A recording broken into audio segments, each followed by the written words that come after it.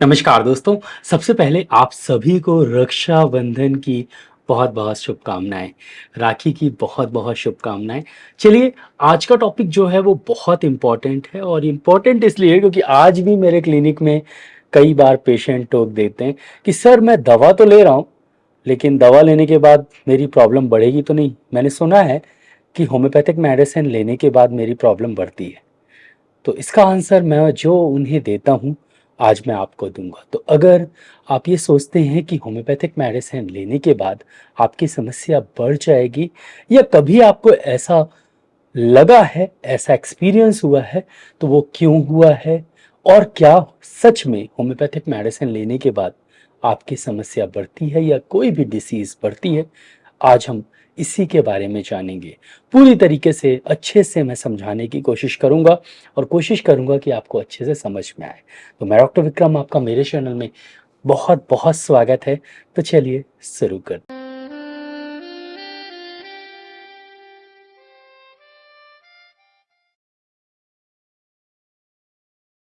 दोस्तों शुरू करने से पहले आप सबसे ये गुजारिश है कि प्लीज़ इस वीडियो को लाइक ज़रूर करिएगा और हाँ, अभी तक आपने इस चैनल को सब्सक्राइब नहीं किया है, तो प्लीज़ सब्सक्राइब करें, बेल आइकन को ज़रूर से दबाएँ। मेरा ईमेल आईडी kirtivikramsinghparihar@gmail.com है, वहाँ पर जाके आप मुझे मेल कर सकते हैं और कोई भी समस्या है वो पूछ सकते हैं। दोस्तों, कई बार मैसेज सेक्शन में एक फेक अकाउंट से मैसेज आता है जहाँ पर मेरी फ़ोटो लगी रहती है, नाम लिखा रहता है, कोई नंबर या आईडी लिखी रहती है और नीचे से बोला जाता है इस नंबर पे संपर्क करें या आपको दवा मिल जाएगी या मुझे बहुत आराम लगा तो आप इस नंबर पे संपर्क कर लें। ऐसा कुछ भी लिखा हो तो मैं पहले ही बोल चुका हूँ वो फेक अकाउंट है, संपर्क नहीं करिएगा। चलिए अ, टॉपिक की तरफ चलते हैं। तो कई बार मेरे से यही सवाल होता है कि सर मैं दवा ले रहा हूँ होम्योपैथी की, लेकिन ऐसा ना हो कि मेरी प्रॉब्लम बढ़ जाए या मेरी प्रॉब्लम बढ़ेगी तो नहीं। तो इसके बारे में हम जानते हैं कि क्या होम्योपैथिक मेडिसिन लेने से आपकी प्रॉब्लम बढ़ जाएगी। तो मैं 2 एग्ज़ाम्पल दूँगा कि ये मिथ है कि इसमें थोड़ी-सी सच्चाई भी है कि कितना ये मिथ है, कितनी सच्चाई है और कितना ये झूठ है, कितना ये फैला हुआ है, ये सब आज मैं आपको बताऊँगा। तो मोस्टली आपको मैं पहले बिग पिक्चर बताता हूँ, फिर थोड़ा-सा एक्सेप्शन बताऊँगा कि ऐसा होता भी है कि नहीं होता है। तो बिग पिक्चर ये है कि आप कोई भी होम्योपैथिक मेडिसिन लें, कुछ मेडिसिन को छोड़ के कोई भी होम्योपैथिक मेडिसिन लें, वो कुछ मेडिसिन सिर्फ़ 4-5 मेडिसिन हैं जिनको छोड़ के आप होम्योपैथिक मेडिसिन लेंगे, तो आपको कभी भी एग्रावेशन नहीं होगा। ये शब्द याद रखिएगा एग्रावेशन। एग्रावेशन का मतलब ये है कि जब आप कोई दवा लेते हैं, आप खाते हैं वो दवा और आपके अंदर मान लीजिए फ़ीवर है, सिंपल एग्ज़ाम्पल दे रहा हूँ, फ़ीवर है और आप वो मेडिसिन खाते हैं तो फ़ीवर बढ़ जाता है, कुछ समय के लिए या कुछ दिनों के लिए, डिपेंड करता है कि आपकी बीमारी कितनी पुरानी है। तो उसे हम एग्रावेशन बोलते हैं और उसे ही बोलते हैं कि हम दवा ले रहे हैं तो हमारी बीमारी बढ़ेगी तो नहीं या होम्योपैथिक मेडिसिन लेने से पहले बीमारी बढ़ती है फिर घटती है। तो एग्रावेशन लगभग 4-5 अभी तक मेरे एक्सपीरियंस से मैं लगभग 12-15 साल से पेशेंट देख रहा हूँ। 12 साल से 15 ज़्यादा हो गया तो 12 साल से पेशेंट देख रहा हूँ और काफ़ी ऑनलाइन पेशेंट्स भी मैं ईमेल पे और आपके मैसेज सेक्शन में देखता रहता हूँ, तो इतना एक्सपीरियंस तो हो गया है कि मुझे 4-5 मेडिसिन मैं आपको बता देता हूँ। उसके अलावा कोई भी मेडिसिन लेने से एग्रावेशन आपको नहीं होगा। दूसरा कोई भी दवा आप लेते हैं, जैसे मान लीजिए मैंने किसी को सर्दी के लिए कोई दवा दी तो कभी एग्रावेशन नहीं होता। बुखार के लिए दवा दी, कभी एग्रावेशन नहीं होता। अस्थमा के लिए दवा दी, कभी एग्रावेशन नहीं होता। लेकिन एक कंडीशन है जिसमें एग्रावेशन हो सकता है, हालाँकि मैं जानता हूँ कि कैसे देना है तो एग्रावेशन नहीं होता, लेकिन आप दूसरे डॉक्टर्स के पास जाएँगे तो हो सकता है कि वो कंडीशन हो जाए और एग्रावेशन हो जाए। तो मोस्टली अगर आपको स्किन डिसीज़ है, चर्म रोग है और आप 4-5 दवाइयाँ हैं, उनमें से कोई दवाई ले लेते हैं थोड़ी हायर पोटेंसी में, तो आपको एग्रावेशन हो सकता है। इसके अलावा किसी भी बीमारी में आपको एग्रावेशन, मेरा एक्सपीरियंस जो कहता है, बिल्कुल नहीं होता।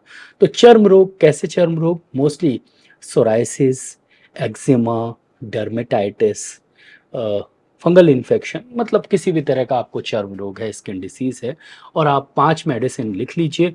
पहली मेडिसिन है सल्फर, दूसरी मेडिसिन है आर्सेनिक, तीसरी मेडिसिन है सोराइनम, चौथी मेडिसिन है बेसिलिनम और पांचवी मेडिसिन है ग्रेफाइटिस। इसमें से दो मेडिसिन जो है वो नोसोड ग्रुप की हैं और तीन मेडिसिन जो है वो आपकी मिनरल ग्रुप की मेडिसिन है। तो मोस्टली एग्रावेशन जो है वो ऐसी दवाइयों से होता है, मेरा एक्सपीरियंस है, जो ज़्यादातर मिनरल ग्रुप की हूँ और बहुत पॉलीक्रस्ट मेडिसिन है, डीप एक्टिंग मेडिसिन आप लेते हैं। और हाँ, ज़्यादातर अगर आप सिंगल डोज लेते हैं मेडिसिन का, जैसे कि सल्फर 1 1 लेते हैं हायर पोटेंसी में सिंगल डोज, या सिंगल डोज आप लोअर पोटेंसी में 30 CH 200 में भी लेते हैं, खासकर ग्रेफाइटिस अगर आप 200 1 में लेते हैं, तो आपकी स्किन डिसीज, चर्म रोग बढ़ जाता है।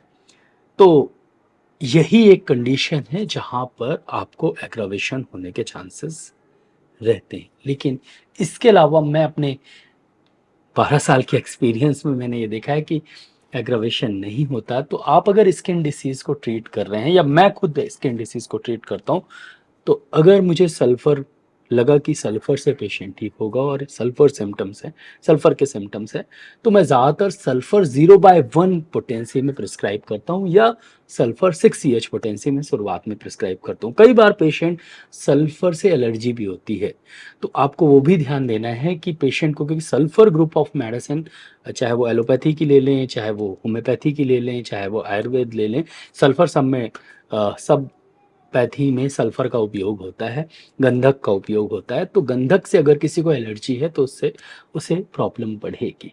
तो एक चीज़ ये आपको देखना है कि उस पेशेंट को एलर्जी तो नहीं है उस अ, दवा से।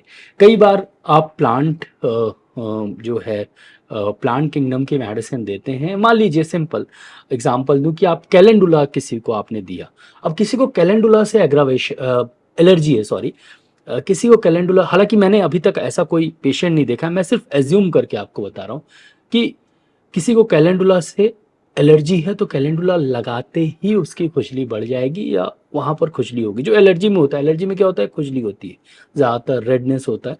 तो कैलेंडुला लगाते से ही उसे एलर्जी या रेडनेस होगा। तो ऐसा कुछ दिखे तो तुरंत आप मेडिसिन बंद कर दें। तो अगर उस दवा से उसको एलर्जी नहीं है, और वो दवा मोस्टली वो 5 दवा नहीं है, और आप स्किन डिसीज की मेडिसिन नहीं खा रहे हैं, किसी और चीज़ की दवा खा रहे हैं, और आप ज़्यादातर सिंगल मेडिसिन नहीं ले रहे हैं, 2 3 बार रिपीट कर रहे हैं, लोअर पोटेंसी में मेडिसिन यूज़ कर रहे हैं, तो आपको एग्रावेशन नहीं होगा होम्योपैथी से। तो क्या ये मिथ है? पूरी तरीके से नहीं, लेकिन बहुत ज़्यादा मिथ है। क्योंकि ये जो मैंने आपको परसेंटेज ऑफ केसेस बताए, या सिम्टम्स बताए, या डिसीज़ बताया, या मेडिसिन बताई, वो बहुत कम परसेंट है।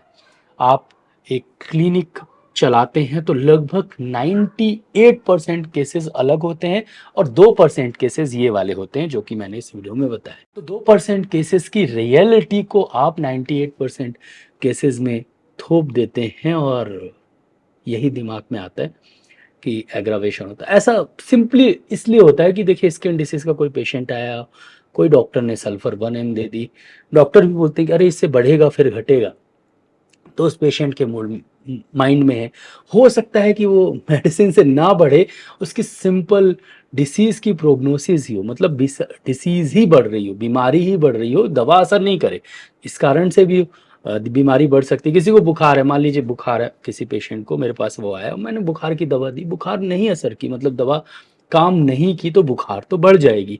तो क्या वो दवा के कारण बढ़ी? ये हमें देखना चाहिए। तो एक ये भी सिनेरियो है कि बहुत बार ऐसा होता है कि हम होम्योपैथी डॉक्टर या हम होम्योपैथिक फिजिशियन, कई बार हम, क्योंकि किताबों में पढ़ा रहता है हमने भी कि इस तरह के एग्रावेशन होते हैं, तो वो हमारे दिमाग में स्टिक हो जाता है। कई बार हम डिसीज की प्रोग्नोसिस को नहीं समझ पाते हैं कि कहीं बीमारी तो नहीं बढ़ गई है, कहीं हमारी दवाई असर नहीं करी तो बीमारी बढ़ गई। अब वो हम ये सोचे कि दवा के कारण बीमारी बढ़ी है, या पेशेंट ये सोचे कि दवा के कारण बीमारी बढ़ी है, ऐसा नहीं होता।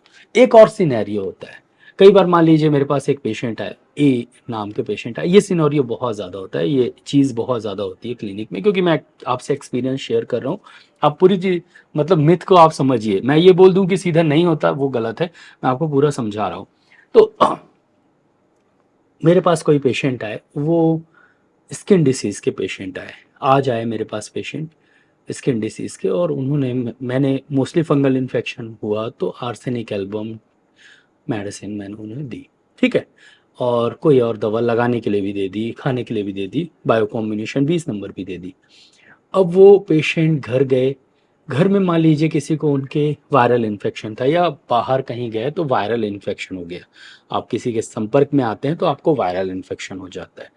अब वो वायरल इन्फेक्शन हो गया, उनको छींकें आने लगी, बुखार आ गया, दूसरे दिन मेरे पास आए। बोल सकते हैं वो कि दवा खाने से बुखार आया है, क्योंकि उनके दिमाग में ये है कि होम्योपैथिक मेडिसिन लेने से बीमारी बढ़ती है। तो अगर वो बुखार आया है तो वो अलग प्रॉब्लम है। ज़्यादातर अगर आप क्रॉनिक डिसीज़ को ठीक कर रहे हैं तो एक्यूट डिसीज़ अगर आ रही है तो वो कहीं से कंटामिनेट होके भी आ सकती है, कहीं से जो है वापस से वायरल फीवर किसी को भी कभी भी हो सकता है। तो वायरल फीवर, या किसी को दस्त हो गई तो खराब खाने के कारण भी दस्त हो सकता है। तो मोस्टली यही होता है कि खराब खाने के कारण दस्त होता है, और हम भी यही सोच लेते हैं कि दवा के कारण दस्त हुआ है। तो ये चीज़ आपको ज़रूर डिफरेंशिएट करनी है कि क्या वो दवा के कारण दस्त हुआ है। मैं 99.9% केसेस में वो खराब खाने के कारण दस्त होता है। 0.1 मैं इसलिए बोल रहा हूँ क्योंकि हर चीज़ 100% होती नहीं है, एक्सेप्शन हर जगह होता है। तो ये आपको चीज़ें ज़रूर ध्यान रखनी चाहिए। तो क्या लास्ट में, क्या होम्योपैथिक मेडिसिन लेने से एग्रावेशन होता है? बिल्कुल नहीं। थोड़े से एक्सेप्शन को छोड़ के, जो कि मैंने आपको बता दिया। बिल्कुल नहीं, एग्रावेशन बिल्कुल नहीं होता। आप बिल्कुल मेडिसिन यूज़ कर सकते हैं, आपकी प्रॉब्लम धीरे-धीरे करके अगर आराम लग रहा है तो ठीक हो जाएगी। तो बस आपको एक चीज़ माइंड में रखना है कि आप जो मेडिसिन ले रहे हैं, जिस प्रॉब्लम के लिए मेडिसिन ले रहे हैं, क्या वो प्रॉब्लम ठीक हो रही है? अगर वो प्रॉब्लम ठीक हो रही है तो आपकी मेडिसिन सही है और आपको कंटिन्यू करनी चाहिए, बस। इसके अलावा कुछ नहीं ध्यान देना है आपको। तो आशा करता हूँ कि आपको ये वीडियो अच्छा लगा हो। अगर अच्छा लगा तो प्लीज़ वीडियो के नीचे एक लाइक का बटन दिख गया है तो उसको दबाना बिल्कुल मत भूलिएगा। यहाँ पर एक रेड कलर का सब्सक्राइब का बटन दिख गया है तो उसको भी दबा दीजिए। उसके बगल में एक बेल आइकन है तो उसको भी दबा दीजिए। मैं ऐसे ही knowledgeable homeopathic related, disease related videos लाता रहता हूँ, तो उसको देखने के लिए मेरे चैनल को सब्सक्राइब करना बहुत ज़्यादा ज़रूरी है। दोस्तों, नीचे एक शेयर की बटन दिखी तो ज़रूर इस वीडियो को शेयर करिएगा। नीचे कमेंट सेक्शन है, मैसेज ज़रूर करिएगा। इस वीडियो को लाइक शेयर सब्सक्राइब करने के लिए बहुत बहुत धन्यवाद। आज के लिए बस इतना ही। कल फिर मिलते हैं। जय हिंद, जय भारत, धन्यवाद। Thank you so much.